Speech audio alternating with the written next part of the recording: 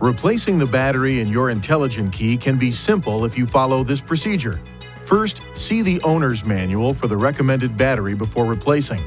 Next, release the lock knob and remove the mechanical key from the intelligent key. Place a cloth over a small flathead screwdriver and insert the tip into this slit. Now, twist the screwdriver to separate the intelligent key into two pieces.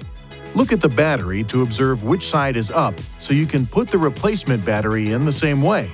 Ensure your hands are clean and free from oil and grease before touching anything inside the key fob. Carefully hold the new battery by the edges every time you pick it up. Remove the discharged battery while being careful not to touch the internal circuits or electrical terminals. Gently place the new battery into the intelligent key with the negative side oriented in the same direction you noted during removal.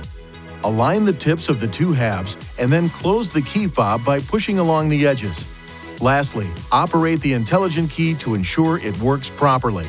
If you need assistance with replacement, it is recommended you visit an INFINITI retailer.